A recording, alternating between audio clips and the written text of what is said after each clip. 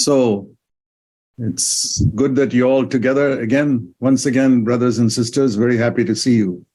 और आप सब भाइयों बहनों को इस प्रकार एकत्रित देखकर फिर एक बार मैं बहुत खुश हूँ. In the morning, we thought about the foundation of our Christian life. और सुबह हम इस विषय में सोच रहे थे कि हमारे मसीह जीवन की नींव क्या है. Our greatest need, the greatest need of all human beings, is to have their sins forgiven. और सारे मनुष्यों की जो सबसे बड़ी जरूरत है वो ये है कि उनके पाप क्षमा हो. That is the first step. ये पहला कदम है. Our life is like a house that we are building. हमारा घर, हमारा जीवन एक घर के समान है जिसको हम बना रहे हैं. And you know that when you build a house, the first thing you have to do is to dig the ground and lay a foundation. और आप जानते हो कि जब आप किसी घर को बनाते हो तो जो पहली चीज आपको करनी पड़ती है जमीन को खोदकर एक नींव डालना. And that is what we tried to do this morning. और आज सुबह हमने वही करने की कोशिश की. And I hope you all have that foundation in your life. और मैं आशा करता हूं कि आप सबके जीवन में वो नींव है. Because we cannot come near to a holy God with sin in our life. क्योंकि हम एक पवित्र परमेश्वर के पास हमारे जीवन में पाप रहकर नहीं आ सकते. And there is no religion in the world that preaches against sin as much as Christianity. और इस संसार में दूसरा और कोई धर्म नहीं है जो पाप के विरुद्ध उतना प्रचार करता हो जितना मसीहत में किया जाता है. Jesus taught that getting angry with somebody was a sin. यीशु मसीह ने सिखाया कि किसी पर गुस्सा होना वो पाप है. Even most churches do not preach that. अधिकतर कलीसियाएं भी ये प्रचार नहीं करते. That shows how much Christian churches have drifted away from the truth. ये दिखाता है कि कितनी मात्रा में मसीही कलीसिया सत्य से दूर भटक चुकी है. So, if Christianity itself has drifted away from the truth, can you imagine the condition of the rest of humanity? और फिर अगर मसीहत खुद ही सत्य से इतना दूर भटक चुका है तो क्या बाकी मनुष्य जाति की अवस्था के बारे में कल्पना कर सकते हो? We read about the devil right from the beginning of the Bible. हम बाइबल के आरंभ से शैतान के बारे में पढ़ते हैं. And for some very wonderful reason, God has permitted him to live, even though he could have destroyed him. और एक अद्भुत कारण की वजह से परमेश्वर ने अनुमति दी है कि शैतान का अस्तित्व आज भी हो, इसके बावजूद कि परमेश्वर उसको नाश कर सकता था. But there is a reason why God has permitted it. पर एक कारण, एक उद्देश्य है क्यों परमेश्वर ने इसकी अनुमति दी. Even a small child can understand. एक छोटा बच्चा भी ये समझ सकता है. I remember once my grandson, when he was about 7 years old, asked me this question. मुझे याद है एक बार मेरा पोता जब 7 वर्ष का था उसने मुझसे ये प्रश्न किया. Said, Grandpa, why does God allow Satan to exist? और उसने मुझसे पूछा कि दादा क्यों परमेश्वर ने शैतान के अस्तित्व की अनुमति दी. So I told him like this. और फिर मैंने ये जवाब दिया. If you want to build up the muscles in your hands, you must have some spring by which you stretch it. अगर आपके हाथ के मांसपेशियों को आप बनाना चाहते हो तो आपके पास कोई स्प्रिंग, कोई तनाव होनी चाहिए जिसको खींचकर आप उस तनाव को महसूस कर सके. In the same way, people who want to strengthen their stomach muscles or leg muscles, they go into a gymnasium and do exercise with some machines to make the muscles subject to resistance. और बिल्कुल वैसे ही अगर कोई अपने पेट के मांसपेशियों को या पैर के मांसपेशियों को मजबूत बनाना चाहता है तो लोग जिम में जाकर अलग-अलग मशीनों में अपने शरीर को एक तनाव को या एक विरोध का सामना करके वो बनाते हैं. And I said, spiritually also, for us to become strong, we have to find some resistance from somebody which we must resist. और मैंने कहा आत्मिक तौर पर भी अगर हम मजबूत होना चाहते हैं, बलवंत होना चाहते हैं तो हमें किसी विरोध का सामना करना पड़ेगा, किसी और से जिसका हमें सामना करना है, विरोध करना है. The same principle as in the body. जैसे हमारे शरीर में है वही वैसा ही सिद्धांत. A person who never does any exercise will become fat. एक व्यक्ति जो कभी एक्सरसाइज नहीं करता वो जरूर बहुत मोटा हो जाएगा and will be unhealthy also. और वो स्वस्थ भी नहीं होगा. So spiritually also, it's by overcoming resistance that we become strong. और आत्मिक तौर पर भी किसी विरोध का सामना करके विरोध पर जय पाकर ही हम बलवंत होते हैं. So who is able to resist us in the innermost part of our life? और हमारे जीवन के बिल्कुल अंदरूनी हिस्से में कौन हमारा विरोध कर सकता है? God is not going to resist us. He's come to help us. परमेश्वर हमारा विरोध नहीं करेगा, वो तो हमारी सहायता करने आया है. So God has allowed the devil to exist to tempt us. और इसलिए परमेश्वर ने अनुमति दी है कि शैतान का अस्तित्व हो ताकि वो हमें प्रलोभित करे. So when we are tempted, it is like going to a gymnasium and doing exercise to make our muscles strong. और इसलिए जब हम प्रलोभित होते हैं तो वो बिल्कुल ऐसा है मानो हम किसी जिम में जाकर हम कसरत कर रहे हैं ताकि हम बलवंत हो जाए. And so a person who is very strong and healthy, you can be pretty sure that he's going for exercise every day. और इसलिए अगर आप किसी व्यक्ति को देखते हो जो बहुत बलवान है और बहुत स्वस्थ है तो आप निश्चित रह सकते हो कि वो जरूर प्रतिदिन कसरत कर रहा है. You see these wrestlers and bodybuilders, they manifest their muscles in their hands and chest and all. और आप देखते हो कि जो कुश्ती खेलते हैं या जो पहलवान होते हैं वो अपनी मांसपेशियों को अपने शरीर पर, अपने हाथ पर, अपने छाती में वो उनके मांसपेशियां दिखते हैं. And you wonder, how did they get such muscles which we don't have? और फिर आप सोचते हो कि उन्हें ऐसे मांसपेशियां कहां से मिले जो हमारे पास नहीं है. That is because they spent many hours in exercise. उसका कारण यह है कि उन्होंने कई घंटे कसरत करने में बिताए हैं. And they were very careful in what they ate and what they did not eat in their food. और वो अपने भोजन में क्या खाते थे और क्या नहीं खाते इसमें वे बहुत ज्यादा सतर्क रहे. So the same principle is true spiritually also. और यही सिद्धांत आत्मिक तौर पर भी सच है. That we have to resist temptation कि हमें प्रलोभन का सामना या उसका विरोध करना है. and be careful what we allow as food into our mind. और हमें बहुत सावधान और सतर्क होना है कि हम अपने मन में क्या भोजन या किन चीजों को हमारे मन के अंदर जाने देते हैं. See, just like we are careful about what we eat for our body, बिल्कुल वैसे जैसे हम अपने शरीर के विषय में सावधान रहते हैं कि हम अपने शरीर के लिए क्या खाएं. you won't eat from a garbage bin. आप किसी कूड़ेदान में जाकर कचरा नहीं खाओगे. Only pigs will eat garbage. केवल सुअर ही है जो कचरा खाते हैं. And we are very careful because we know that we'll get sick if we eat bad, spoiled food. और इस मामले में हम बहुत सावधान होते हैं क्योंकि हम जानते हैं अगर हम बुरा और खराब हो गया ऐसा खाना खाते हैं तो हम बीमार हो जाएंगे. That's why we wash our hands when we eat. इसलिए भोजन से पहले हम अपने हाथों को धोते हैं. That's why we wash our cups and plates and all when we put food into it. और इसलिए हमारे जो कप है, हमारी थालियां हैं, हम उन्हें धोते हैं उनमें खाना परोसने से पहले. Because we don't want any germs to come inside our body. क्योंकि हम नहीं चाहते कि कोई कीटाणु हमारे शरीर के अंदर आ जाए. We are careful not to touch somebody with leprosy or some infective sickness. हम सतर्क होते हैं, सावधान रहते हैं कि किसी कोढ़ ऐसे व्यक्ति को ना छुए जिसे कोढ़ है या जिसे कोई बीमारी है.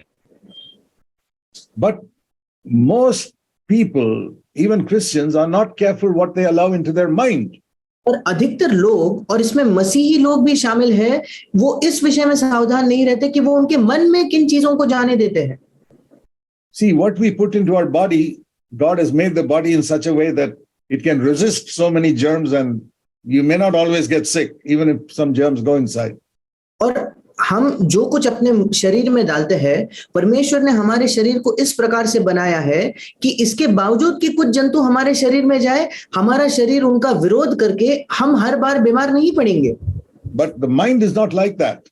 पर हमारा मन ऐसा नहीं होता.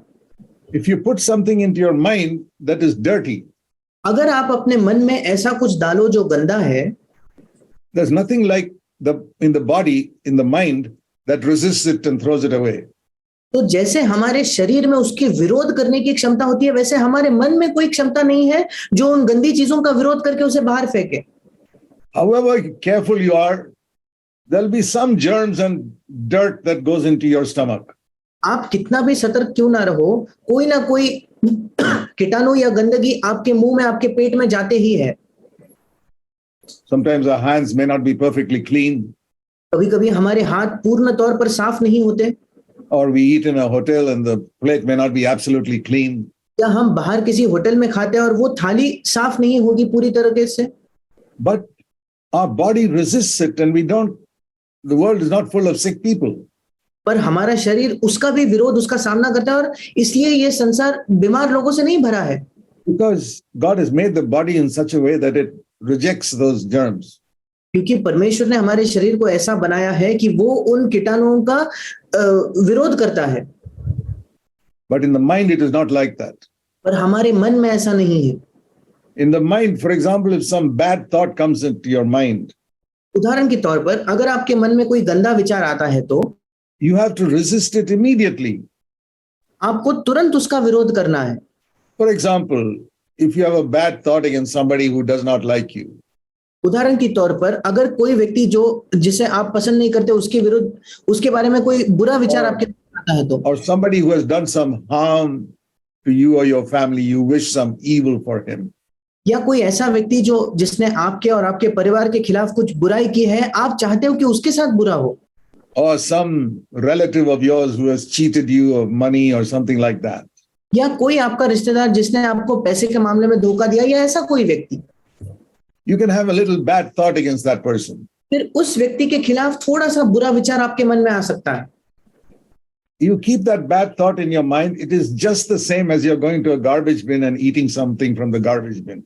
अगर उस बुरे विचार को आप अपने मन में रखते हो तो वो बिल्कुल इसी के समान हुआ कि आप किसी कूड़ेदान में जाकर कचरा खा रहे हो। Have you ever gone to a garbage bin and taken food from there and all the rubbish there and eaten it? क्या कभी आप किसी कूड़ेदान में जाकर वहां जो पूरा कचरा है, वहां जो गंदगी या खाना है, उसे लेकर आपने कभी खाया है क्या? We never do that. हम वो कभी नहीं करते। Even in a plate, we want it to be clean before we put food in it. एक थाली भी हम चाहते हैं कि वो साफ हो इससे पहले कि हम उसमें भोजन परोसे। We are so careful because we know that sickness can come so easily to this body. हम इतने सतर्क होते हैं क्योंकि हम जानते हैं बड़े आसानी से बीमारी हमारे शरीर में आ सकती है। Why are we not so careful with our mind? फिर हमारे मन के साथ हम इतने सतर्क क्यों नहीं हैं? A person can be sick in his body and still go into the kingdom of God in heaven.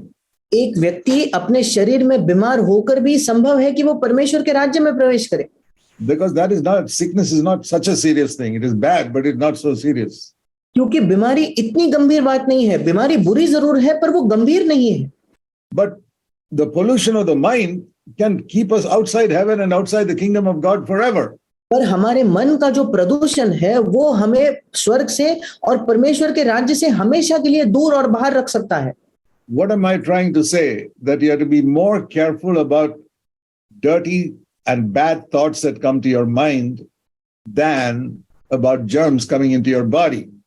फिर मैं क्या कहने की कोशिश कर रहा हूं कि हमें ज्यादा सतर्क और ज्यादा सावधान उन गंदे विचारों के बारे में होना है जो हमारे मन में आते हैं, इससे भी बढ़कर जितना हम अपने शरीर में कीटाणु के बारे में सतर्क होते हैं।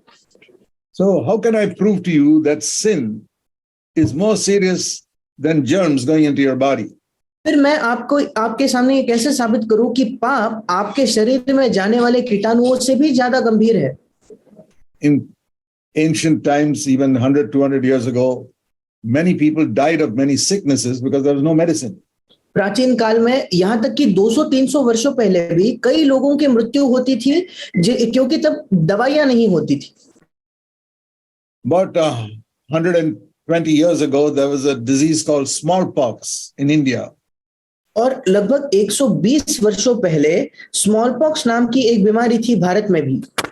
It produce all types of sores in the body. और उसके द्वारा आपके शरीर में छोटे-छोटे ऐसे फोड़े आते थे। And it was very infectious. You go and touch another person who's got that disease, you get it also.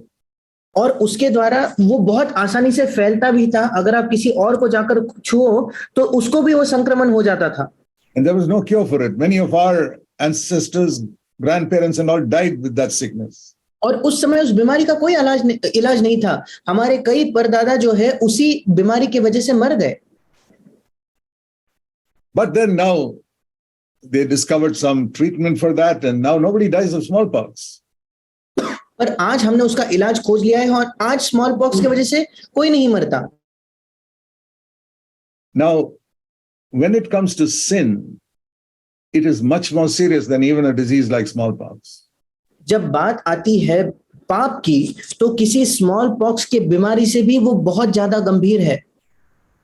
In the Old Testament, leprosy is described as a great sickness. पुराने नियम में कोढ़ को एक बड़े बीमारी के तौर पर प्रस्तुत किया गया है। And in Israel, they had to keep all the people who are lepers outside the city. और इस्राएल में जो भी कोढ़ी होते थे उनको शहर से बाहर करना पड़ता था। And nowadays we don't see so many lepers in India, but I remember in my younger days seeing so many people with leprosy. और आजकल हम भारत में बहुत सारे कोढ़ से संक्रमित लोगों को नहीं देखते, पर मेरे जवानी के दिनों में मैंने कई लोगों को देखा है जिनको कोढ़ था। Because that disease has almost been cured in India. क्योंकि भारत में लगभग वो बीमारी अभी चंगी हो गई है। But 50-60 years ago, it was very common. पर 50-60 वर्ष पहले वो बहुत आम था। And there's people with leprosy would come to the gate of our house and beg for money. और जो कोढ़ी लोग होते थे वो हमारे घर के फाटक पर आकर पैसे की भीख मांगते थे। And nobody would want even to touch them or shake hands with them. और कोई नहीं चाहता था कि वो उन्हें छुए या उनसे हाथ मिलाए। Because they're very careful. I don't want to get a sickness from that person. क्योंकि हम बहुत सतर्क होते थे कि उस व्यक्ति से मुझे कोई बीमारी न हो। Now we have to learn a lesson from that in relation to sin. अब उसे ही हमें एक पाठ सीखना है पाप के मामले में। That we avoid people who are always trying to make us sin in some way. कि हम ऐसे लोगों से दूर रहे जो हमेशा किसी ना किसी तौर पर हमें पाप करने में उकसाते हैं। You will never touch a person who's got some infectious disease like leprosy. आप कभी एक ऐसे व्यक्ति को नहीं छुओगे जिसे कोई संक्रमण से फैलने वाली बीमारी हो, जैसे कोढ़ हो। But if you sit and listen to somebody who's speaking evil of others, पर अगर आप किसी ऐसे व्यक्ति को सुन रहे हो जो बैठकर दूसरों की बुराई कर रहा है, so many people come to our houses and speak evil of others. कई लोग हमारे घर में आकर दूसरों की बुराई करते हैं। Or you meet somebody in a church or even in their house, they speak evil of somebody else. या आप कलीसिया में किसी से मिलते हो या उनके घर में वो किसी और की बुराई करते हैं। That is like communicating some sickness to you. ये बिल्कुल वैसा ही है कि वो किसी बीमारी का संक्रमण आपको दे रहे हैं। And you listen to it, that will not make you sick. But if you accept it, that will make you sick. और अगर आप उसे सुनते हो उससे आप बीमार नहीं होंगे, पर अगर आप उन चीजों को स्वीकार करते हो फिर उससे आप बीमार हो जाओगे। When somebody speaks evil of others, we can't stop listening to it because that person sitting there can't tell him to get out of the house. अगर कोई व्यक्ति किसी और की बुराई करे तो हम उसे सुनना रोक नहीं सकते, क्योंकि हम उसको ऐसे ही नहीं कह सकते कि चलो तुम मेरे घर से निकल जाओ। But inwardly, we can resist it, saying, I'm not going to accept that. पर अंदरूनी तौर पर हम उसका विरोध कर सकते हैं ये कहते हुए कि नहीं, मैं उसका स्वीकार नहीं करने वाला। Even accepting evil that we listen about others can spoil our minds. जो बुरी चीजें दूसरों के विषय में हम सुनते हैं उसको स्वीकार करके भी हम अपने मनों को खराब कर सकते हैं। Or that is by what we hear with our ears. ये तो हो गया उन चीजों के बारे में जो हम अपने कानों से सुनते हैं। Then there are the sins that can come into our mind through what we see with our eyes. फिर वो पाप है जो हमारे मन में उन चीजों के द्वारा आते हैं जो हम अपनी आंखों से देखते हैं। And for example, men can be tempted by looking at women. उदाहरण के तौर पर जो पुरुष है वे प्रलोभित होते हैं स्त्रियों को देखकर। And all the cinemas and the posters on the roads are all designed to tempt men to sin. और सारे जो सिनेमा है या जो अलग अलग सड़कों पर जो बोर्ड लगते हैं वो केवल इसलिए बनाए गए हैं ताकि पुरुषों को वो पाप करने में उकसाए। Sexual sin is a very strong temptation. यौन पाप जो है वो बहुत ही बलवंत एक प्रलोभन है। And particularly for men. विशेषकर पुरुषों के लिए। And I found even many believers are careless in what they see and what they read. और मैंने देखा है कि कई विश्वासी लोग भी बहुत लापरवाह होते हैं, वो क्या पढ़ते हैं और क्या देखते हैं इसमें।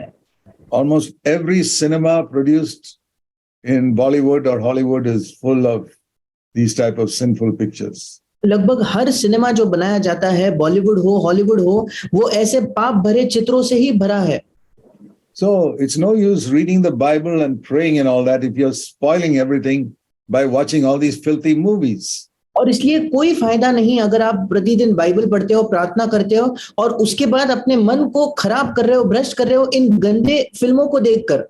And there's so many things that come on television like that, serial things that pollute our minds. और ऐसे ही कई चीजें टीवी पर भी आती है, जो कई सीरियल है जो हमारे मन को केवल प्रदूषित करते, भ्रष्ट करते हैं।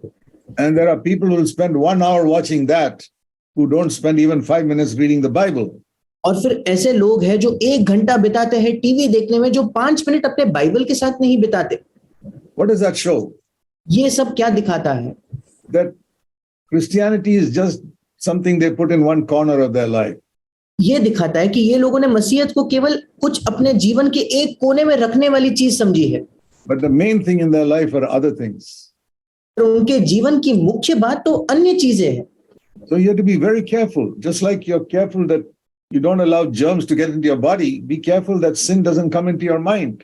और इसलिए आपको बहुत सतर्क होना है। बिल्कुल वैसे जैसे आप अपने शरीर में किसी भी कीटाणु को नहीं आने देते, आप बड़े सतर्क रहे कि आपके मन में कुछ गंदी चीजें ना आए। God is not going to stop it. You must stop it. परमेश्वर उन चीजों को नहीं रोकेगा, आपको उन्हें रोकना है। If you want your arms to be strong, you must do exercise. अगर आप चाहते हो कि आपके जो हाथ है वो मजबूत हो जाए, बलवंत हो जाए, तो आपको कसरत करनी है। If you want the muscles in your leg to be strong, you must do some walking or running. अगर आप चाहते हो आपके पैरों के मांसपेशियां बड़े बलवंत हो, तो आपको दौड़ना होगा, आपको कसरत करनी होगी। If you don't do that yourself, you'll become weak. अगर आप खुद वो नहीं करते तो आप बहुत कमजोर हो जाओगे। So we follow the laws of the body, but we don't follow the laws of the mind and the heart. और हम शरीर के नियमों का तो पालन करते हैं, पर हमारे मन का और हमारे हृदय के नियमों का हम पालन नहीं करते। That is why so many Christians are so weak. और इसी वजह से कई मसीही बहुत ही कमजोर होते हैं। Many person when they go for a medical checkup, the doctor tells them you must do some exercise. कई बार जब लोग मेडिकल चेकअप करने जाते हैं तो उनको डॉक्टर बताते हैं कि आपको हर दिन एक्सरसाइज, हर दिन कसरत करनी ही होगी। And then they tell them you will be careful about the type of food you eat. और फिर वो डॉक्टर उन्हें बताता है कि आप क्या भोजन करते हो, उसके विषय में भी आपको सतर्क होना है। There are so many older people who got a sickness called diabetes, which is because of so much sugar in their blood. और कई वृद्ध लोग हैं जिनको डायबिटीज नाम की बीमारी है, क्योंकि उनके खून में बहुत सारी शुगर है। So they are very careful. They are told by doctors, be careful not to take so much sugar. और उसके बाद वो बहुत सावधान हो जाते हैं, क्योंकि डॉक्टर उन्हें बताते हैं कि आप बड़े सतर्क रहो, आप ज्यादा चीनी मत लेना। And so they are careful not to eat sweets and jalebis and things like that. और फिर वो बहुत सावधान हो जाते हैं कि वो मीठी चीजें ना खाए, जलेबियां ना खाए। Why? क्यों? Because they want to live little longer on this earth. क्योंकि वो इस पृथ्वी पर कुछ और समय जीना चाहते, थोड़ा लंबा जीना चाहते हैं। And because they don't want to get sick and be bedridden or in a hospital. और क्योंकि वो बीमार होकर बिस्तर पर पड़े हुए किसी अस्पताल में नहीं होना चाहते। What I'm trying to say is we are so careful when it comes to our body.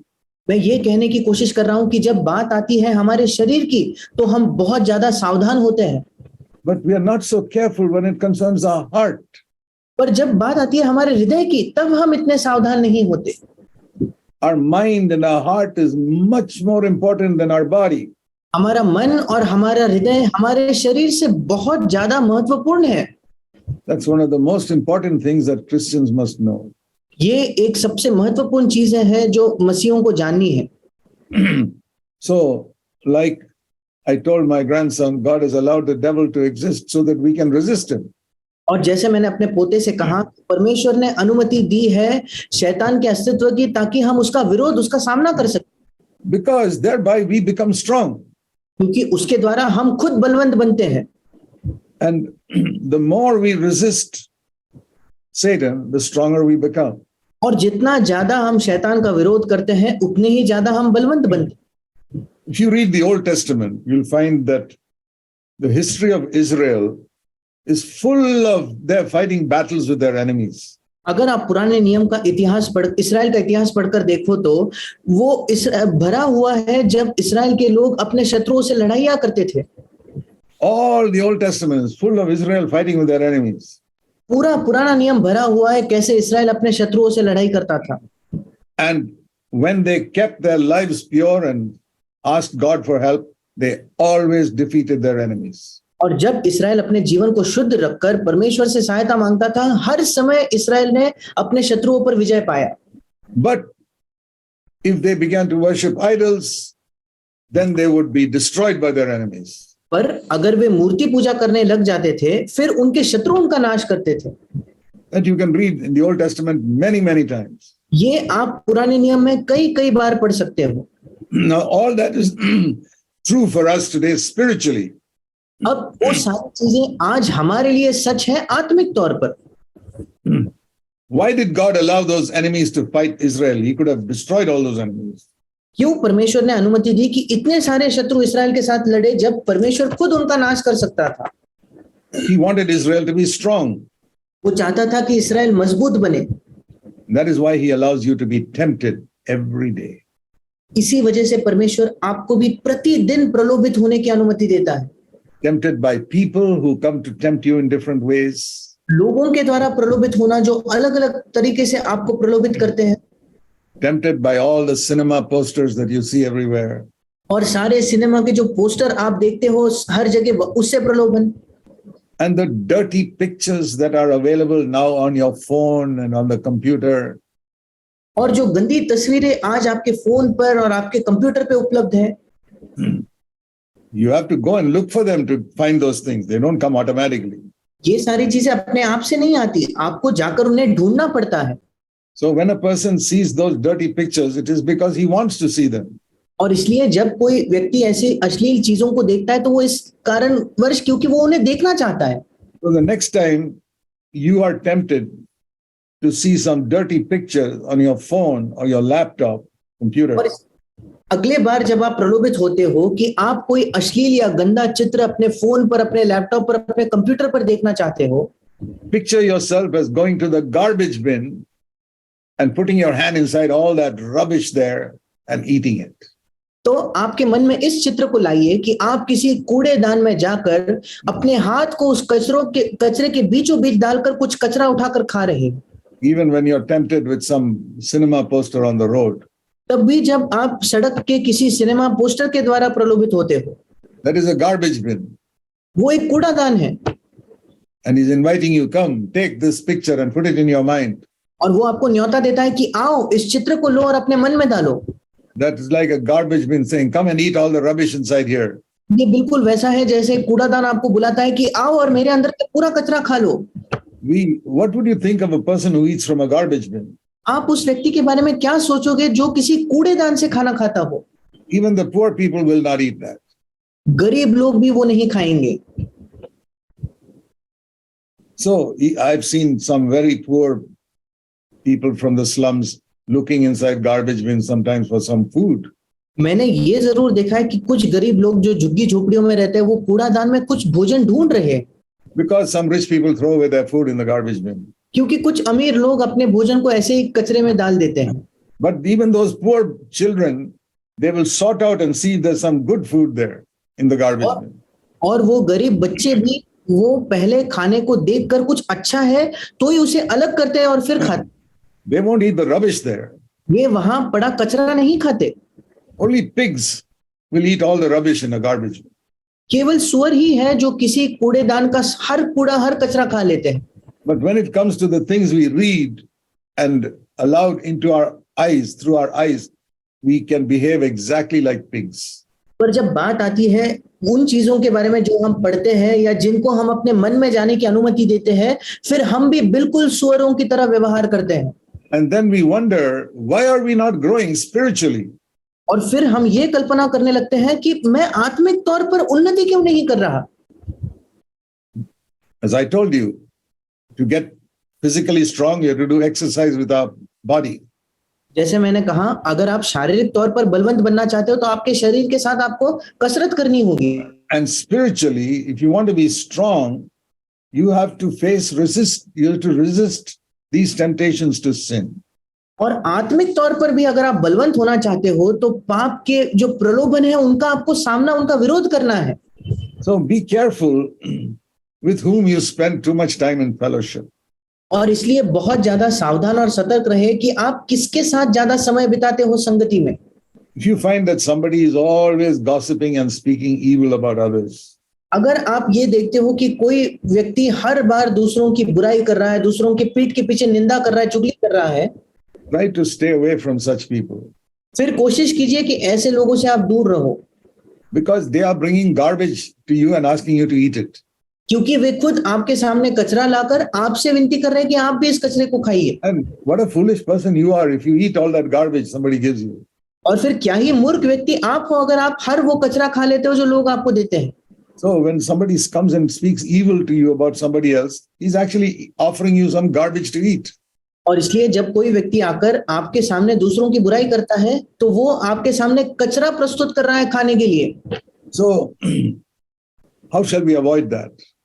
हम इन सारी चीजों से कैसे बचें?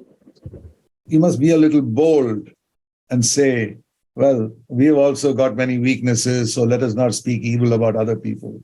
हमें थोड़ी हिम्मत दिखाकर ये कहना होगा कि चलो हमारे अंदर भी कई निर्बलताएं हैं, इसलिए आओ हम दूसरों की बुराई ना करें। Or if you want to stop it quickly, say something good about that person, about whom that person is saying something evil. या अगर आप उसको और भी जल्दी रोकना चाहते हो तो जिस व्यक्ति की वो बुराई कर रहा है उसके बारे में कुछ अच्छा कह दो। Now, if we are careful in all these things, you'll become strong spiritually. अगर इन सारे मामलों में हम सावधान रहे तो हम आत्मिक तौर पर बलवंत बनेंगे। But if you keep on eating all this garbage in your mind, you'll become sick spiritually. पर अगर आपके मन में आप इस कचरे को खाते ही रहोगे तो आत्मिक तौर पर आप बीमार हो जाओगे। So we are the ones who are making ourselves sick. और हम खुद हैं जो अपने आप को बीमार बना रहे हैं। In the beginning of the Bible, you know that God allowed the devil to come into the Garden of Eden.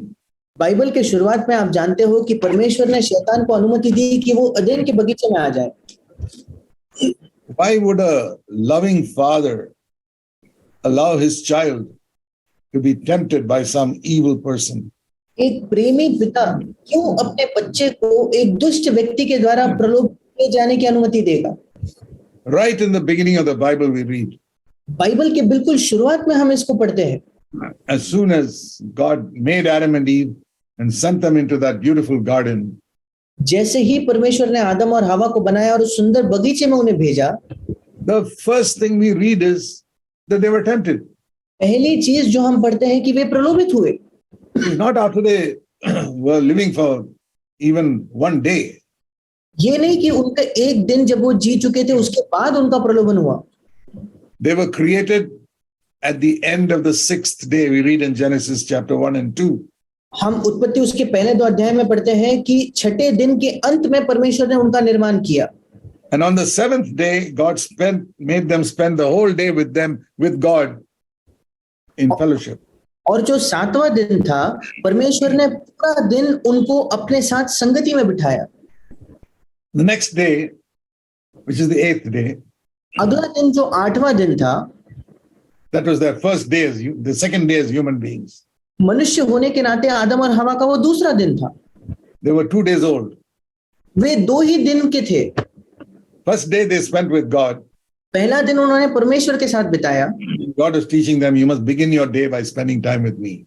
परमेश्वर उन्हें ये सिखा रहा था कि तुम्हें अपने दिन की शुरुआत मेरे साथ समय बिताकर करनी है। That is why after he created them on the 6th day, the whole of the 7th day was a day of rest, and they spent that whole day with God. इसलिए जब परमेश्वर ने आदम और हवा की छठे दिन के अंत में उन्हें निर्माण किया, पूरा 7वां दिन उन्होंने विश्राम किया और परमेश्वर के साथ बिताया। So we can say the first day after man was created, he spent the whole 24 hours with God. और हम कह सकते हैं कि परमेश्वर ने जब मनुष्य को बनाया तो उसका पहला दिन, वो पहले 24 घंटे लगभग उसने परमेश्वर के साथ बिताए, And then the next day he was tempted. और फिर अगले दिन वो प्रलोभित हुआ। Now it is like that in our life also. और हमारे जीवन में बिल्कुल ऐसा ही होता है। As soon as we wake up, temptation begins. जैसे ही हमारी नींद खुलती है, प्रलोभन शुरू हो जाता है। You'll find people complaining about something inside the house. आप देखते हो कि लोग अपने घर के अंदर कुछ है उसके बारे में शिकायत कर रहे हैं। There can be problems that created by the husband or wife or children. पति या पत्नी या बच्चों के द्वारा समस्याएं खड़ी होती है। So as soon as we wake up in the morning, temptation begins almost immediately for everybody. और सुबह जैसे ही हमारी नींद खुलती है, लगभग सबों के लिए प्रलोभन शुरू हो जाता है। Why does God allow that? परमेश्वर क्यों इसकी अनुमति देता है? Why did God allow Satan to enter the Garden of Eden to tempt Adam and Eve? क्यों परमेश्वर ने अनुमति दी कि शैतान उस बगीचे में आकर आदम और हवा की परीक्षा ले? In the next chapter, we read in Genesis 4 that devil came and tempted the first son, Cain, to kill his brother. और उसके अगले अध्याय अर्थात उत्पत्ति 4 अध्याय में हम पढ़ते हैं कि शैतान ने उनके बेटे को भी प्रलोभित किया, कैन को, कि वो अपने खुद के भाई को मार दे। And then you come to chapter 6 of Genesis, you find the devil is tempting so many people into sexual sin. और फिर हम उत्पत्ति के 6 अध्याय में आकर पढ़ते हैं कि शैतान कई लोगों को प्रलोभित करता है यौन पाप के द्वारा, And to murder and do so many evil things.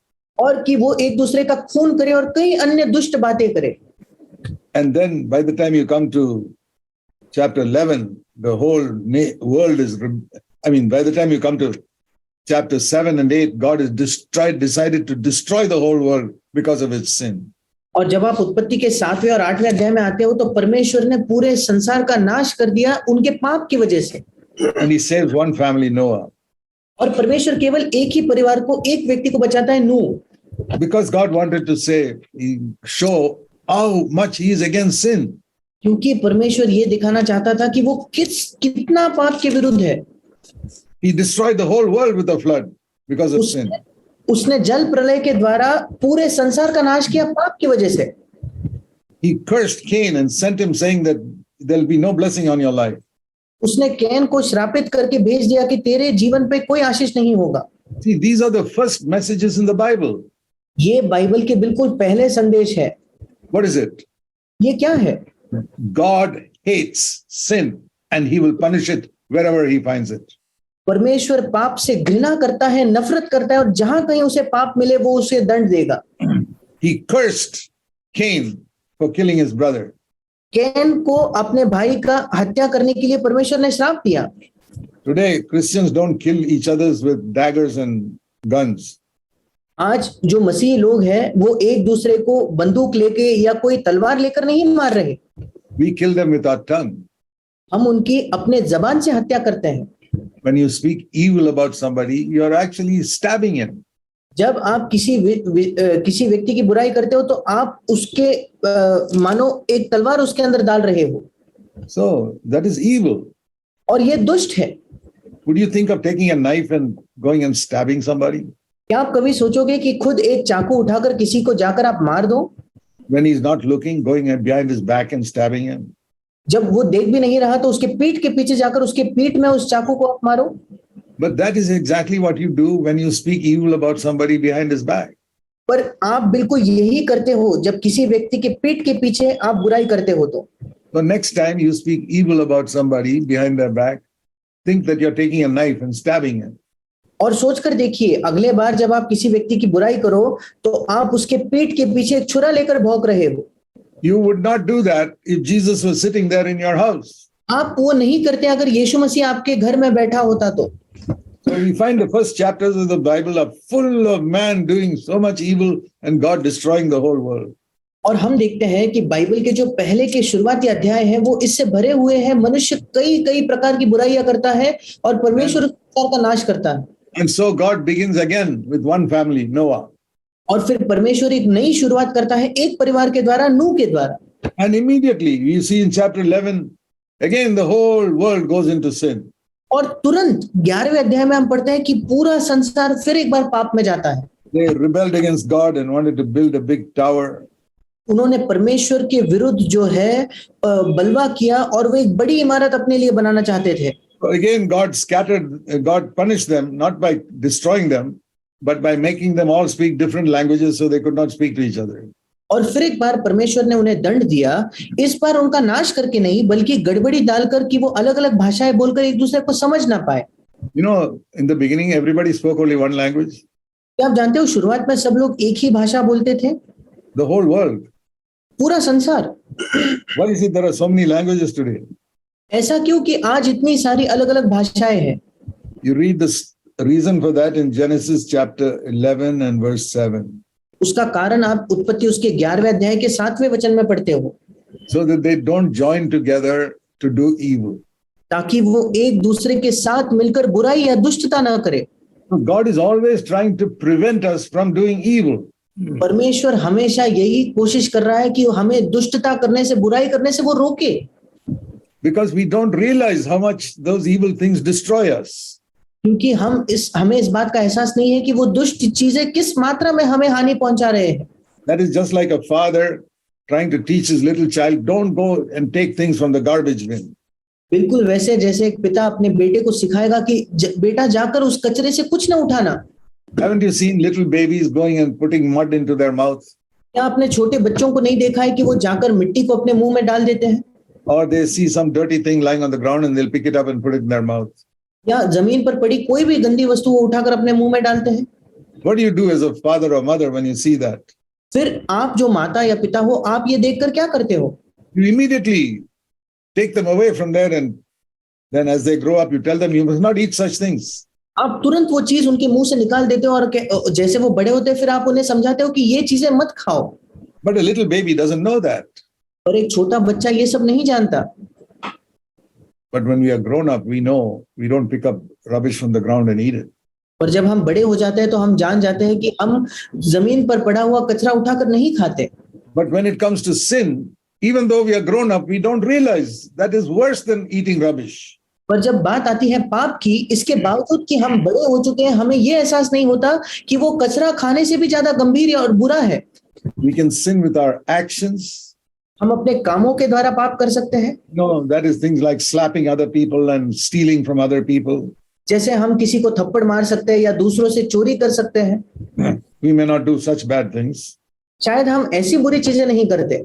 But then we can sin with our tongue by speaking evil about them or getting angry towards them. पर फिर हम अपने जबान के द्वारा पाप करके उनकी बुराई कर सकते हैं या उनसे गुस्सा हो सकते हैं।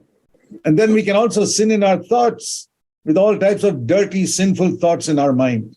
और फिर हम अपने विचारों में भी पाप कर सकते हैं, सारे प्रकार के गंदे और दुष्ट विचार अपने मन में रखकर।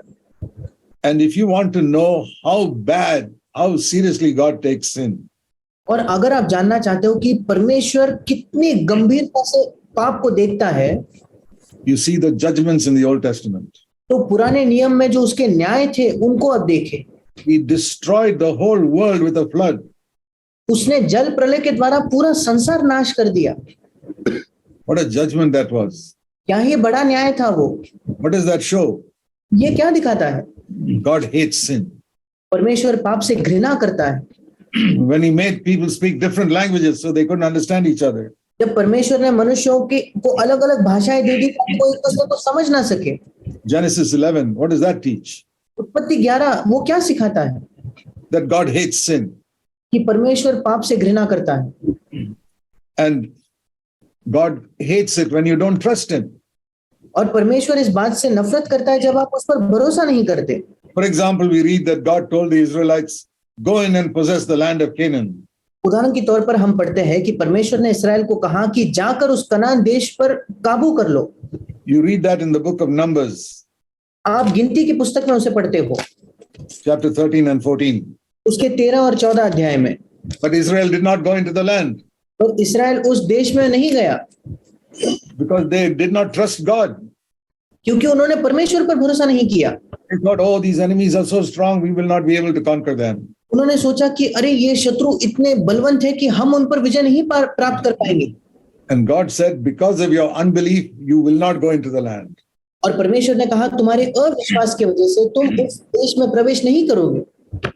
And 6 lakhs people, 600,000 people could not enter the land because of their unbelief. और 6 लाख लोग उस देश में प्रवेश नहीं कर पाए उनके अविश्वास की वजह से। It's the same thing today. आज भी बिल्कुल वैसा ही है। God says you must overcome your sinful words, your sinful thoughts. परमेश्वर कहता है कि तुम्हें विजय पाना है अपने पापी शब्दों से, अपने पापी विचारों से। And like those Israelites say, no, that's all too strong for us. We cannot overcome all those sins. और उन इस्राएलियों के जैसे ही हम भी कहते हैं कि नहीं, ये बहुत ज्यादा बलवंत है, हम इन पापों पर विजय नहीं प्राप्त कर सकते। So those days, there were two Israelites called Caleb and Joshua who said, we can overcome. उन दिनों में 2 इस्राएली थे, कालेब और यहोशू, जिन्होंने कहा हम विजय प्राप्त कर सकते हैं। They said, if God helps us, we can defeat all these enemies. उन्होंने कहा अगर परमेश्वर हमारी सहायता करेगा तो इन सारे शत्रुओं पर हम विजय पाएंगे। Think of that. इसके बारे में सोचें। In 600,000 people, there were only 2 people who trusted God to overcome their enemy. 6 lakh लोगों में से केवल 2 ही थे जो प्रभु पर भरोसा कर रहे थे कि वे अपने शत्रुओं पर विजय प्राप्त करेंगे। I found the same thing today also. मैंने आज भी यही बात पाई है। Among 600,000 believers, you may find 2 believers who believe we can overcome sin. 6 lakh मसीहों के बीच आप केवल शायद 2 ही मसीहों को पाओगे जो ये विश्वास रखते हैं कि हाँ, हम पाप पर विजय प्राप्त करेंगे। The others will say, how can we overcome, brother? Sometimes we speak bad words, we lose our temper. बाकी लोग कहते हैं कि कैसे भाई हम पाप पर विजय पाए, कभी कभी हम बुरे शब्द कह देते हैं, कभी कभी हम गुस्सा करते हैं। These dirty thoughts and anger, they are very strong, we cannot overcome them. और ये गंदे विचार, ये गुस्सा, ये बहुत ज्यादा बलवंत है, हम इन पर विजय नहीं प्राप्त कर सकते। You read a story like that in 1 Samuel 17 also. आप एक ऐसी ही कहानी 1 शमूएल उसके 17 अध्याय में भी पढ़ते हैं। You know that the Philistine enemies came with a big giant called Goliath. आप जानते हो कि फलिस्ती जो शत्रु थे वो एक बड़े लड़ाई को लेके आए जिसका नाम था Goliath. And all the Israelites were afraid of him. और सारे इस्राएली लोग उससे डर रहे थे। Nobody had faith in God that God can help us to defeat him. किसी को भी प्रभु पर भरोसा नहीं था कि परमेश्वर हमारी सहायता करेगा इसको हराने में। Then one small boy called David, he went there and killed him. और फिर एक छोटा सा लड़का जो दाऊद नाम का, वो उसके सामने गया। Did he use a sword or a dagger or something? क्या उसने किसी तलवार का इस्तेमाल किया क्या? No. People say he threw a stone at him. लोग कहते हैं कि दाऊद ने एक पत्थर फेंका। That's not how he overcame. उसके द्वारा वो जय नहीं पाई उसने। He overcame by faith in God. परमेश्वर पर विश्वास रख के उसने जय पाई। If he did not have faith in God, even if he threw 100 stones, that man would not have been killed. अगर परमेश्वर पर उसका विश्वास नहीं होता तो फिर वो 100 पत्थर क्यों ना फेंके, वो कभी नहीं जीतता। But with faith in God, 1 stone and the giant was killed. पर परमेश्वर पर विश्वास रखने की वजह से उसने एक पत्थर फेंका और वो शूरवीर हार गया। And God taught the whole nation of Israel, a small boy who trusts me, I can do more through him than all of you 100,000s of soldiers. और परमेश्वर ने इस्राएल के देश को सिखाया कि एक छोटा लड़का जो मुझ पर विश्वास करता है, मैं उसके द्वारा ज्यादा काम कर सकता हूं, चाहे आप कितने भी 100 सैनिक क्यों ना हो। That teaches us the way to overcome big sins like Goliath by faith in God. ये हमें सिखाता है कि बड़े पाप गोलियत के समान जो है, उन पर विजय प्राप्त करने का मार्ग है परमेश्वर पर विश्वास करना। Do you feel there's some bad habit in your life that you cannot overcome? आपको लगता है कि आपके जीवन में कोई बुरी आदत है जिस पर आप जय नहीं प्राप्त कर सकते? When Jesus spoke about purity in Matthew chapter 5, जब मत्ती रचित सुसमाचार के 5वें अध्याय में यीशु मसीह ने शुद्धता के बारे में कहा, there were 2 sins he spoke about first of all. सबसे पहले उसने 2 पापों के बारे में कहा। Turn to Matthew 5. मेरे साथ निकालिए मत्ती उसका 5वां अध्याय। He first spoke about anger in verse 22. सबसे पहले 22 वचन में उसने गुस्से की बात की। And let me put it in one sentence, Matthew 5:22. और मत्ती 5:22 को मैं एक वाक्य में बताना चाहता हूं। If you keep on getting angry, you will go to hell.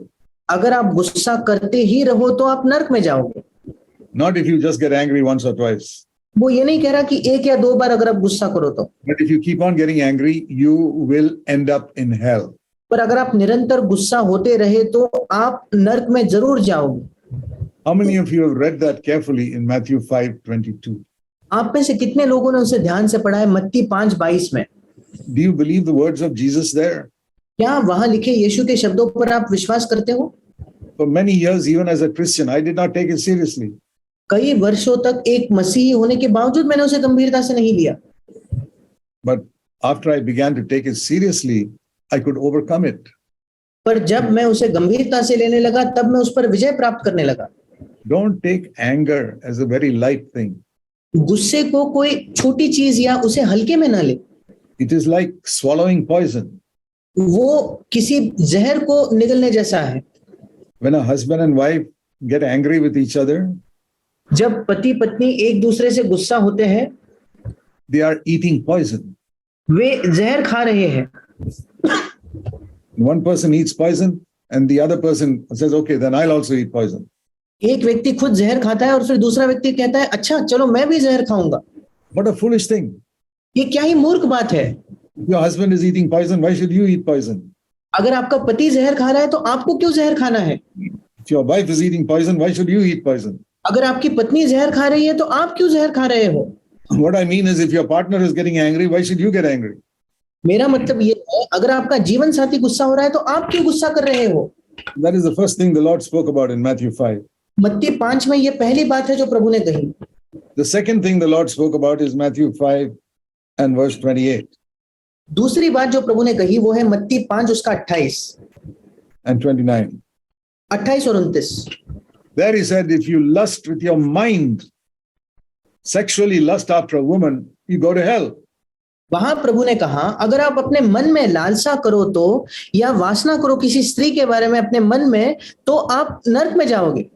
How many of you believe that? आप में से कितने लोग इस पर विश्वास करते हैं? Do you believe the Bible? Do you believe the words of Jesus? क्या आप बाइबल पर विश्वास करते हो? क्या यीशु मसीह के शब्दों पर आप विश्वास करते हो? I would say 99% of Christians don't believe it. मैं कहूंगा 99% लोग जो है मसीह जो है इस पर विश्वास नहीं करते। They say, I can keep on lusting and then I'll ask the Lord to forgive me. वो सोचते हैं कि मैं लालसा चाहे जितनी लालसा कर लूं और फिर मैं प्रभु से कहूंगा कि प्रभु तू मुझे क्षमा कर। That is like a mad person who takes a blade and keeps on cutting his body and then putting medicine on it. ये एक मूर्ख व्यक्ति के समान है जो बार बार अपने शरीर को काटता है और फिर उस पर मलहम लगाता है। And then putting some band-aid or plaster on it. और फिर उस पर वो पट्टी लगाता है। And their body is full of that because he's always cutting himself. और उनका शरीर इससे भरा पड़ा है क्योंकि वे बार बार अपने आप को काटते ही रहते हैं। A person who keeps on thinking dirty thoughts and asking Lord, forgive me, forgive me, forgive me. It's like that. एक व्यक्ति जो गंदे विचार करते ही रहता है, सोचते ही रहता है और फिर कहता है प्रभु मुझे क्षमा कर, प्रभु मुझे क्षमा कर, वो बिल्कुल ऐसा ही है। When you're tempted to do that in future, think of some mad man who's cutting his body with a knife. और इसलिए भविष्य में जब आप ऐसा करने के लिए प्रलोभित होते हो तो सोच कर देखिए कोई मूर्ख व्यक्ति अपने आप को काट रहा है। And then he puts medicine and some patch on it. और फिर वो उस पर मलहम करता है, उस पर पट्टी लगाता है। And if you could look inside your mind is full of all these patches. और अगर आप अपने मन के अंदर देख पाते तो आपका मन ऐसे पट्टियों से भरा पड़ा है। When are you going to stop cutting yourself? कब आप अपने आप को काटना रोकोगे? When are you going to stop looking at all these dirty pictures? कब आप इन गंदी चीजों को देखना, अश्लील चीजों को देखना छोड़ दोगे? So these are the first two sins that Jesus spoke in the Sermon on the Mount. और पहाड़ी उपदेश में ये पहले दो पाप है जिनका जिक्र यीशु ने किया। Anger and lusting in your mind after women. गुस्सा और आपके मन में स्त्रियों के बारे में लालसा करना। And these are the two most common sins among Christians today. और आज मसीहों के बीच सबसे आम पाप यही दो है। Even in CFC churches. CFC की कलीसियाओं में भी। I want to urge you, don't destroy the house God is trying to build in your life. मैं आपसे विनती करना चाहता हूं कि उस घर का नाश न करे जो परमेश्वर आपके जीवन में बनाने की कोशिश कर रहा है। Supposing somebody comes to help you build your earthly house. अगर कोई व्यक्ति आकर इस पृथ्वी पर जो घर आप बना रहे हो उसमें आपकी सहायता करने लगे तो And some mason comes and helps you pull the bricks and build up the house. और कोई एक मिस्त्री है जो आकर आपकी सहायता कर रहा है कि वो ईंटें लगाकर आप घर को बना सको। He's doing it freely for you. वो मुफ्त में आपके लिए ये सब कर रहा है, And at night, you go down and pull down all those bricks. और फिर रात में आप जाकर उन सारी जो ईंटें उसने बनाई लगाई है उसे आप निकाल देते हो। Next day, the mason comes, he'll say, "What have you done? You pulled down everything I built." फिर अगले दिन मिस्त्री आकर पूछता है, आपने क्या किया? जो सारे ईंटें मैंने लगाई थी उन सारों को आपने गिरा दिया। So he's a good man, so he builds it again. और वो एक अच्छा भला व्यक्ति है तो वो वापस आपके लिए बनाता है। And then that night again, you pull down all the bricks that he has put up. फिर उस रात जाकर वापस आप उन सारे ईंटों को गिरा देते हो जो उसने लगाई थी। And he comes next day, he says, if you keep doing this, I'm not going to come and help you.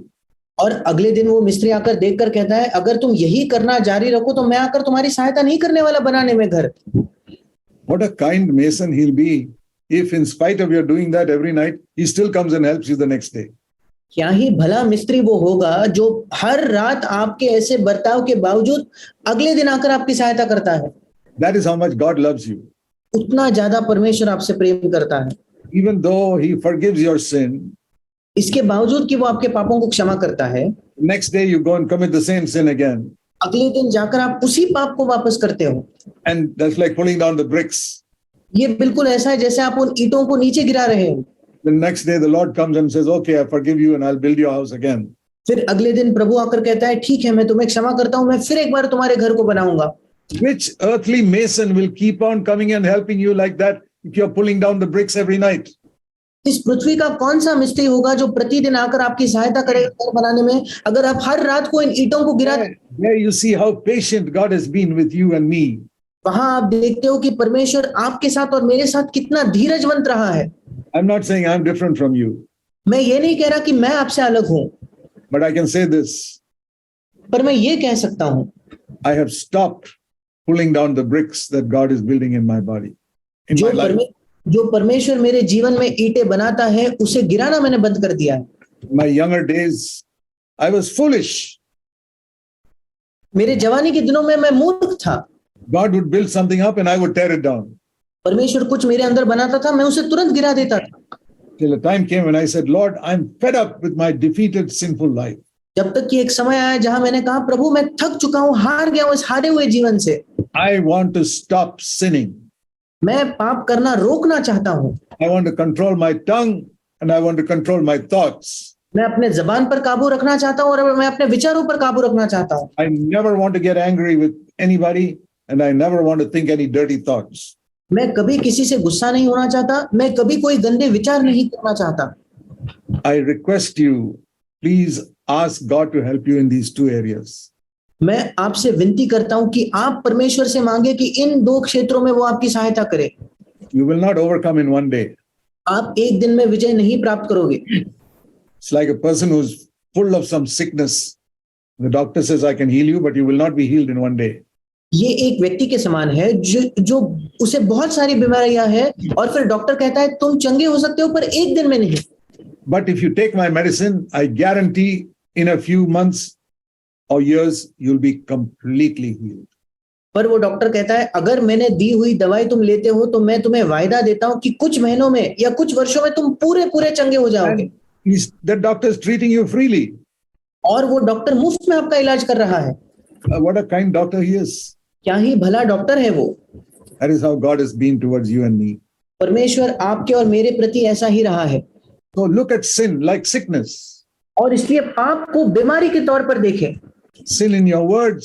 आपके शब्दों में पाप, Sin in your thoughts. आपके विचारों में पाप, And sin in your attitudes towards other people.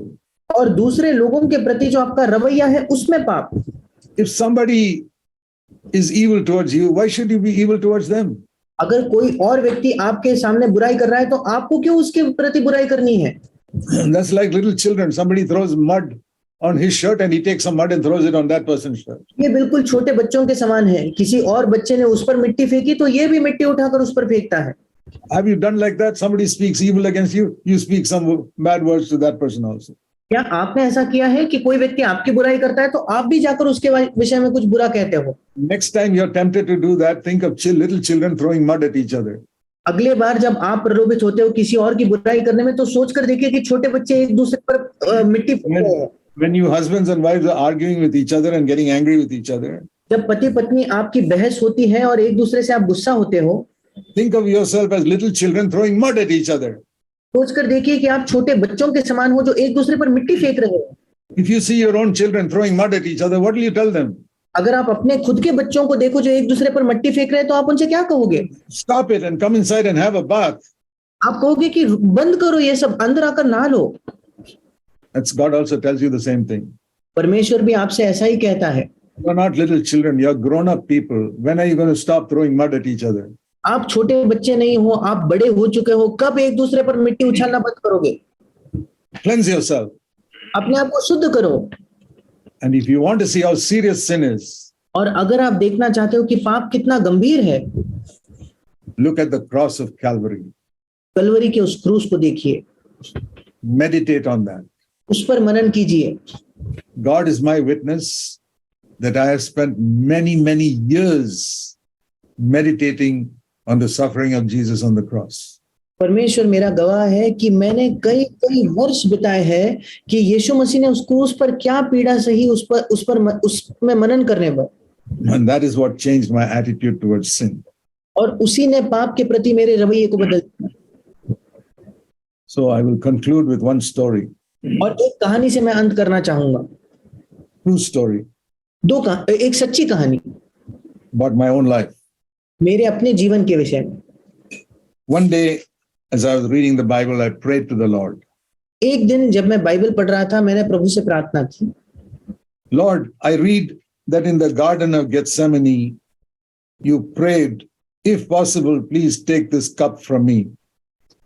प्रभु, मैं पढ़ता हूं कि गत्सेमनी के बगीचे में तूने ये प्रार्थना किया कि पिता अगर संभव हो तो इस कटोरे को मुझसे तो अलग कर। That is, you read in Matthew chapter 26. इसे आप मत्ती 26 में पढ़ते हो। Matthew 26, मत्ती 26 verse 39 उसका 39 वचन, and verse 42, उसका 42 वचन, verse 43. उसका 43 वचन। We read there in verse 40 that they were praying, Jesus was praying for 1 hour. और 40 वचन में हम पढ़ते कि 1 घंटे तक यीशु मसीह प्रार्थना कर रहा था। Matthew 26:40, he was praying for 1 hour in Gethsemane. मत्ती 26:40 में 1 घंटा वो गत्सेमनी में प्रार्थना कर रहा था। What was this important thing he was praying for 1 hour? ये मुख्य बात क्या थी जिसके विषय में वो 1 घंटा प्रार्थना कर रहा है?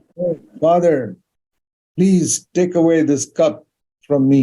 Verse 39. 39 वचन में वो कहता है, हे मेरे पिता, यदि हो सके तो ये कटोरा मुझसे टल जाए, But not my will, but yours. तो भी जैसा मैं चाहता हूं वैसा नहीं, परंतु जैसा तू चाहता है। I stopped there and I began to meditate on that. और मैं वहां रुक गया और मैं उस पर मनन करने लगा। The Bible says we must not only read the Bible, but meditate on it. Bible हमें बताती है हमें न केवल बाइबल को पढ़ना है, हमें उस पर मनन करना है। It means you must think about it. उसका मतलब आपको उसके विषय में सोचना है। So I began to think about it. और फिर मैं उसके विषय में सोचना। So I imagined Jesus kneeling down in Gethsemane. और मैं कल्पना करने लगा कि यीशु मसीह गत्सेमनी के बाग में घुटने टेके हुए And talking to his Father in heaven. और स्वर्ग में अपने पिता से वो बात कर रहा है। Now, all this is not written there. I was imagining, I was meditating on it. ये सारी चीजें वहां लिखी नहीं है, मैं कल्पना कर रहा था, मैं मनन कर रहा था। So I was imagining him saying, Father, I don't want to go through this. और मैं कल्पना कर रहा था कि यीशु मसीह पिता से कहता है, पिता मैं सारी चीजों से नहीं जाना चाहता। This cup that is, I have to suffer so much to die on the cross. और ये कटोरा मतलब मुझे इतनी पीड़ा सहनी होगी, मुझे उस क्रूस पर मरना होगा। And the worst part, I'll be separated from you for 3 hours. और सबसे बुरी बात मतलब 3 घंटों तक मैं आपसे अलग हो जाऊंगा। I don't want that. मैं ये नहीं चाहता प्रभु। And I can imagine the Father saying to him in Gethsemane, और मैं कल्पना कर रहा था कि पिता उससे गत्सेमनी के बगीचे में ये कहता, okay, my son, Jesus, you don't have to go to the cross. ठीक है मेरे बेटे यीशु, तुम्हें क्रूस पर जाने की कोई जरूरत नहीं। You have lived a perfectly pure life for 33.5 years. तुमने पूर्ण तौर पर एक शुद्ध जीवन जिया है 33.5 वर्षों के लिए। But you can come straight to heaven from Gethsemane. Don't go to the Calvary. तुम सीधा सीधा स्वर्ग आ सकते हो उस पृथ्वी से, तुम्हें कलवरी में जाने की कोई जरूरत नहीं। But Zach Punan will go to hell. पर जैक पुनः नरक में जाएगा। I thought of this conversation in relation to myself. मैंने इस बातचीत को अपने विषय में सोचा। That is how I meditate on the Bible. मैं बाइबल पर इस प्रकार से मनन करता हूँ। that Jesus was thinking of me. कि यीशु मसीह मेरे विषय में सोच रहा था, Yes, he was thinking of you also. You can put your name there. और वो आपके विषय में भी सोच रहा था, आप वहां आपका नाम डाल सकते हो, So I put my name. और मैं वहां मेरा नाम डालता हूं। But the Father tells Jesus, okay, you don't go to the cross, but Zachariah will go to hell. कि पिता यीशु मसीह से कहता है, ठीक है, तुम क्रूस पर मत जाओ, पर फिर जैक पुनः नरक में जाएगा, You come straight to heaven. तुम सीधा स्वर्ग आ जाओ।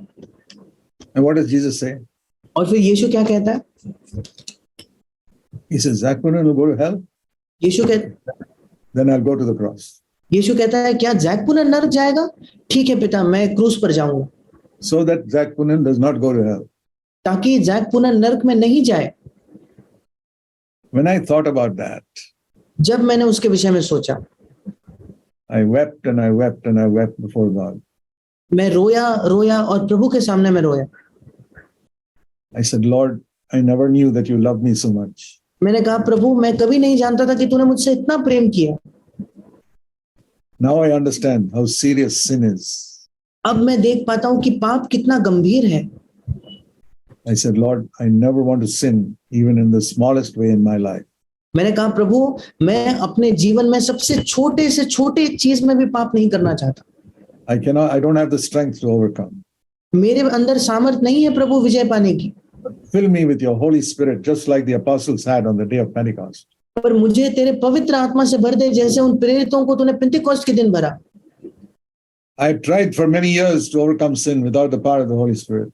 मैंने कई वर्षों तक कोशिश की पवित्र आत्मा के सामर्थ के बगैर मैं पाप पर विजय पाऊं, I just fell and fell and fell and fell and fell. पर मैं गिरता रहा गिरता रहा गिरता रहा और गिरता रहा। So what did God do? और परमेश्वर ने क्या किया? First of all, he forgave and blotted out all my past sins. सबसे पहले तो उसने मुझे क्षमा किया और मेरे सारे अतीत के पापों को उसने ढाक दिया। Then he filled me with his Holy Spirit.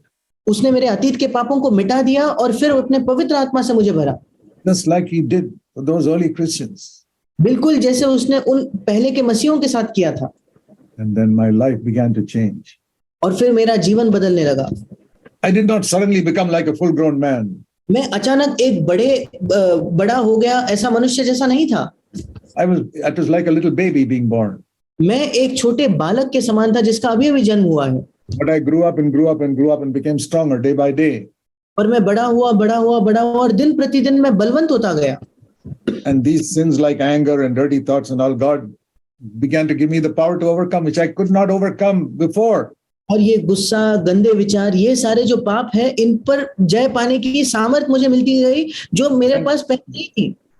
Another big sin many people have is an unforgiving attitude towards others. और दूसरा एक बहुत बड़ा पाप जो लोगों के अंदर होता है कि दूसरों को क्षमा न करने की आत्मा। You say that person has done such evil to me, I'll never forgive him. आप कहते हो उस व्यक्ति ने मेरे खिलाफ इतनी दुष्टता की है, मैं उसे कभी क्षमा नहीं करूंगा। You'll never forgive him? आप उसे कभी नहीं क्षमा करोगे? Then you will never go to heaven. That I'll tell you. फिर आप कभी स्वर्ग नहीं जाओगे, ये मैं आपको बताना चाहता हूँ। Because Jesus said, if you don't forgive others, God will not forgive you. क्योंकि यीशु ने कहा, अगर तुम दूसरों की क्षमा नहीं करोगे तो परमेश्वर आपकी क्षमा नहीं करेगा। You read that in Matthew chapter 6, आप उसे मत्ती उसके 6 अध्याय में पढ़ते हो, verse 15. 15 वचन। If you don't forgive others, your Father will not forgive you. यदि तुम दूसरों के अपराध क्षमा न करोगे तो तुम्हारा पिता भी तुम्हारे अपराध क्षमा नहीं करेगा। So let me tell you what no preacher will tell you perhaps. इसलिए मैं आपको वो बताना चाहता हूँ जो शायद दूसरा कोई प्रचारक आपको नहीं बताता। That if there is even one person on the earth whom you have not forgiven, you will never enter heaven. कि अगर इस पृथ्वी पर एक व्यक्ति भी है जिसको आपने क्षमा नहीं किया है तो आप कभी स्वर्ग में प्रवेश नहीं करोगे। You say, but he did some terrible sin against me. और आप कहते हो कि पर उसने तो मेरे खिलाफ कोई बहुत ही बुरा बदतर पाप किया Or है, he harmed my children in some very bad way. या बहुत ही बुरी तरीके से उसने मेरे बच्चों को हानि पहुंचाई है। I cannot forgive that person. मैं उस व्यक्ति को क्षमा कर ही नहीं सकता। And God says, okay, then I cannot take you to heaven. और फिर परमेश्वर कहता है, ठीक है, मैं तुम्हें स्वर्ग नहीं ले जा सकता। There are many believers who have gone to hell because they won't forgive somebody. कई विश्वासी थे जो नरक में गए क्योंकि उन्होंने किसी और व्यक्ति को क्षमा नहीं किया। Have you heard any preacher tell you that? क्या आपने किसी और प्रचारक को आपको ये कहते हुए सुना है? You know why I'm telling you that? क्या आप जानते हो मैं आपसे ये क्यों कह रहा हूँ? Because I'm a servant of God. क्योंकि मैं परमेश्वर का सेवक हूँ। And I will tell you the truth because I love you. और मैं आपसे सत्य कहूंगा क्योंकि मैं आपसे प्रेम करता हूं। And I say, you don't have to take my words. You read Matthew chapter 6, verse 15. और मैं कहता हूं कि मेरी बात मानने की जरूरत नहीं, बल्कि आप खुद मत्ती 6 अध्याय उसके 15 वचन को पढ़ के देखिए। If you do not forgive others, your Father will not forgive you. यदि तुम दूसरे मनुष्यों के अपराध क्षमा न करोगे तो तुम्हारा पिता भी तुम्हारे अपराध क्षमा नहीं करेगा। And your sin is not forgiven. How can you enter heaven? It is impossible. और जब आपका पाप क्षमा नहीं हुआ है तो आप स्वर्ग में कैसे प्रवेश करोगे? यह असंभव है। So you don't not only have to confess your sins to the Lord, you have to forgive everyone also. और इसलिए ना केवल प्रभु के सामने आपके पापों का आपको अंगीकार करना है, बल्कि आपको सब लोगों को क्षमा भी करना है। Do what I did. Sorry, Do what I did. जो मैंने किया वो आप करें, Forgive everybody. सबको क्षमा करें। And if you don't have the power, ask God to fill you with His Holy Spirit. और अगर आपके अंदर सामर्थ नहीं है तो आप प्रभु से मांगे कि वो आपको पवित्र आत्मा से भर दे। That is the last thing I want to say to all of you. और ये अंतिम बात है जो मैं आप सबसे कहना चाहता हूँ। Earnestly pray that you'll be filled with the Holy Spirit. पूरे ईमानदारी से प्रार्थना करें कि आप पवित्र आत्मा से भर जाए। That is God's greatest gift to you. ये परमेश्वर का आपको दिया हुआ सबसे बड़ा वरदान है। He gave His Son for you to die on the cross to forgive your past life. उसने अपने बेटे को आपके लिए दिया मरने के लिए, ताकि आपके अतीत के जीवन को वो क्षमा कर सके। And He gives us the Holy Spirit to strengthen us for the future. और वो हमें पवित्र आत्मा देता है ताकि भविष्य के लिए वो हमें सामर्थ दे सके। So our past and our future are both dealt with. और इसलिए हमारा अतीत और हमारा भविष्य दोनों को परमेश्वर ने संभाला है। For the past, Christ died for all our sins. हमारे अतीत में परमेश्वर यीशु मसीह हमारे सारे पापों के लिए मरा। For the future, He'll fill you with His Holy Spirit. और आपके भविष्य के लिए वो आपको अपने पवित्र आत्मा से भरेगा। Maybe you have accepted the first part and God has forgiven and Jesus, your sins are forgiven. शायद आपने पहले भाग को तो स्वीकार कर लिया और परमेश्वर ने आपके पाप क्षमा किए हैं। Have you asked God for the Holy Spirit to be strengthened for the future? क्या आपने परमेश्वर से पवित्र आत्मा को मांगा है ताकि आप भविष्य के लिए सामर्थ पाए? Then start praying for that. फिर उसके लिए प्रार्थना करने लगे। Just like you prayed for the forgiveness of your sins. और बिल्कुल वैसे जैसे अपने अपने पापों की क्षमा के लिए प्रार्थना की। And you did not stop until you were sure that your sins are all forgiven. और आप तब तक नहीं रुके जब तक आप बिल्कुल आश्वासित थे कि आपके पाप क्षमा हो चुके हैं। Now you pray for the Holy Spirit and don't stop until you are sure that you are filled with the Holy Spirit. अभी आप पवित्र आत्मा के लिए प्रार्थना करें और तब तक न रुके जब तक आप आश्वासित हो कि आपको पवित्र आत्मा से आप भर चुके हो। These are the two things that changed my life. ये दो चीजें हैं जिन्होंने मेरे जीवन को बदल दिया। My past cleansed with the blood of Jesus Christ. मेरा अतीत जो है यीशु मसीह के लहू के द्वारा शुद्ध किया गया। My future strengthened by the Holy Spirit to overcome sin. और मेरा भविष्य पवित्र आत्मा के द्वारा सामर्थ पाने से कि मैं पाप पर विजय पाऊं। So I told you when I was praying like that and I saw that Jesus went to the cross for my sake. और मैं आपको बता रहा था कि जब मैंने प्रार्थना की और मैंने ये देखा कि यीशु मसीह क्रूस पर मेरे लिए गया, I was so moved in my heart. I said, Lord, I'll only live for you for the rest of my life. और फिर मैंने अपने हृदय में इतना मैं उस बात का एहसास मुझे हुआ कि मैंने कहा कि प्रभु मैं अपने जीवन के अंत तक तेरे लिए जीऊंगा। You don't have to be a full-time worker. That God called me. That's why I became a full-time worker. आपको पूर्णकालीन सेवा में आने की जरूरत नहीं है, परमेश्वर ने मुझे बुलाया इसलिए मैं उस सेवा में आया। Very few people whom God calls to do that work. बहुत ही कम लोग हैं जिनको प्रभु ऐसी बुलाहट देता है। But 99% of believers, they have to do their secular job and live for God. पर 99% जो विश्वासी है उन्हें अपनी नौकरी करनी है और परमेश्वर के लिए जीना है। So I want to encourage you, be faithful to the Lord in your daily life. और मैं आपको प्रोत्साहित करना चाहता हूं कि अपने प्रतिदिन के जीवन में प्रभु के प्रति विश्वास योग्य रहे। And share this wonderful gospel, first of all, with your family members and then with others. इस अद्भुत सुसमाचार को अपने दूसरों के साथ बांटे, पहले अपने परिवार के जनों के साथ और फिर दूसरों के साथ। And never be ashamed to stand up for the truth of Christ and the Bible. और कभी भी मसीह के सत्य के लिए और बाइबल के लिए खड़े होने से न कतराए। Let us pray. आइए हम प्रार्थना करेंगे। Now, while our heads are bowed in prayer, जब हम अपने सरों को झुकाते हैं, first of all, do this. सबसे पहले आप ये करें। Is there anybody whom you have not forgiven? क्या कोई व्यक्ति है जिसे आपने क्षमा नहीं किया है? While your head is bowed, just say to the Lord, Lord, I forgive this person. जब आपने अब आपका सिर झुकाया है तो अभी प्रभु से कहे, प्रभु मैं इस व्यक्ति को क्षमा करता हूं। Mention the name. उसका नाम लीजिए। This person who has done some harm to me or my family, I forgive him right now. इस व्यक्ति को जिसने मेरे खिलाफ या मेरे परिवार के खिलाफ हानि पहुंचाई है, मैं उसे अभी क्षमा करता हूं। Then this other person also, Lord, I forgive him. फिर प्रभु ये दूसरा व्यक्ति, मैं उसे भी क्षमा करता हूं। And this other person also. और ये दूसरा व्यक्ति भी। And this other person. और ये दूसरा व्यक्ति। Forgive everyone by name. उन सबको नाम लेकर क्षमा कीजिए। And say, Lord, help me to be loving towards them. और कहिए कि प्रभु तू मेरी सहायता कर कि उनके प्रति मैं प्रेम दिखाऊं। Have any of your relatives harmed you? क्या आपके किसी रिश्तेदारों ने आपको चोट पहुंचाई है? Are you angry with your mother-in-law? क्या आप अपने सास से गुस्सा हो? Or your brother-in-law? या आपके जो देवर है उससे? Or your sister-in-law? या आपके पति की जो बहन होगी? Or any brother or sister? या कोई भी आपके और भाई बहन? Family member or in the church? चाहे परिवार का जन हो, चाहे कलीसिया में हो। Say, Lord Jesus, I forgive them now.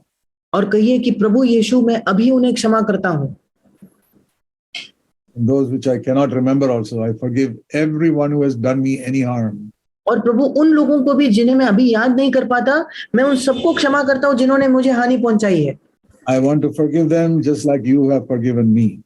मैं उन्हें वैसे ही क्षमा करना चाहता हूं जैसे तूने मुझे क्षमा की है। And help me to retain this forgiving attitude towards all of them till the end of my life. और प्रभु मेरी सहायता कर कि मेरे जीवन के अंत तक उनमें से प्रत्येक के प्रति इस क्षमा करने के रवैये को मैं रख सकूं। Cleanse my dirty heart to the blood of Jesus Christ. मेरे गंदे हृदय को यीशु मसीह के लहू से तू शुद्ध कर प्रभु। Make me pure. मुझे शुद्ध बना। Fill me with your Holy Spirit. अपने पवित्र आत्मा से मुझे भर दे। And now believe that God will hear you. और अब ये विश्वास कीजिए कि परमेश्वर आपको सुनेगा। That He's already heard you if you said that. कि अगर आप ये कह चुके हो तो उसने पहले ही आपको सुन लिया है। Heavenly Father, स्वर्गीय पिता, we believe you have heard the prayer of everyone who sincerely prayed. हम विश्वास करते हैं कि हर एक व्यक्ति जिसने ईमानदारी से प्रार्थना की, आपने उसको सुन लिया है प्रभु। And you will answer. और तू उन्हें उत्तर देगा। Just like you answered me many years ago. जैसे कई वर्षों पहले तूने मुझे उत्तर दिया। Changed my life completely. मेरे जीवन को पूरा पूरा बदल दिया। You can change the lives of all these people completely. आप इन सारे लोगों का जीवन पूरे तौर पर बदल सकते हो। Do it, Lord. आप ये कीजिए प्रभु। And bring a great revival of spiritual power in the whole of North India. और पूरे उत्तर भारत में आत्मिक सामर्थ्य की एक बड़ी बेदारी लाइए। We pray in Jesus' name. यीशु के नाम से हम मांगते हैं। Amen. आमीन।